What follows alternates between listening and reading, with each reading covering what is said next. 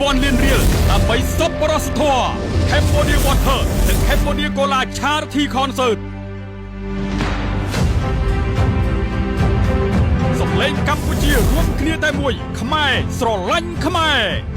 เลิกพิการประกมดนตรีแต่จะสมาร์ทได้รวบรวมเคลียร์ក្នុងការប្រមូលថវិកាយកទៅជួសជុលឬក៏សាងសាលារៀនដោយរងការខូចខាតតាមតំបន់ព្រំដែនព្រមទាំងផ្សព្វផ្សាយពីសិល្បៈតន្ត្រីដើម្បីជាការលើកស្ទួយបន្តបើកឱកាសការងារដល់សិល្បករសិល្បករនីដើម្បីរក្សាចរន្តសេដ្ឋកិច្ចឲ្យរឹងមាំកុំភ្លេចមកចូលរួមគាំទ្រនៅសិល្បៈតន្ត្រីជាមួយកម្ពុជាតារាចម្រៀងជាច្រើនដួងរបស់ផលិតកម្ម Sunday អមដោយជួបជាមួយខ្ញុំបាទ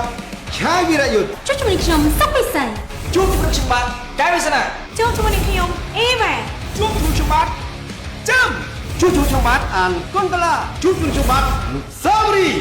ជួបជាមួយខ្ញុំបាទថែថៃជួបជាមួយខ្ញុំនាងកុនធាជួបជាមួយខ្ញុំបាទលៀនបញ្ញនិតជួបជាមួយនឹងខ្ញុំបុទ្ធីកាជួបជាមួយខ្ញុំបាទតុំសវ៉ាជួបជាមួយខ្ញុំបាទលៀងសៀងលិនជួបជាមួយខ្ញុំបាទកានពេជ្រកុំភ្លេចមកចូលរួមឲ្យបានច្រើនកុះកព្រមទាំងជួបជាមួយកម្ពុជាតារាចម្រៀងក្នុងដួងចិត្តអ្នកដោយផ្ទាល់និងសេរីកុំភ្លេចជួបគ្នានៅថ្ងៃទី2និងទី3ខែឧសភាឆ្នាំ2026ដែលមានទីតាំងស្ថិតនៅភូមិត្រពាំងឈូកឃុំសុភីស្រុកបាទីខេត្តតាកែវចាប់ពីម៉ោង8យប់តទៅនឹងផ្សាយផ្ទាល់នៅលើកញ្ចក់ទូរទស្សន៍ CNC និងផេកផ្លូវការ Cambodia Water និង Cambodia Cola និងផេកផ្លូវការផលិតកម្ម Sunday តន្ត្រី1000លានរៀលដើម្បីសពរសធម៌ Cambodia Water Cambodia Cola Charity Concert សម្លេងកម្ពុជារួមគ្នាតែមួយម៉ែស្រឡាញ់ខ្មែរនាំមកជូនដោយខ្ញុំគឺកម្ពុជាហើយខ្ញុំគឺទឹកពិសាកម្ពុជា Cambodia Cola រសជាតិនៃភាពរីករាយ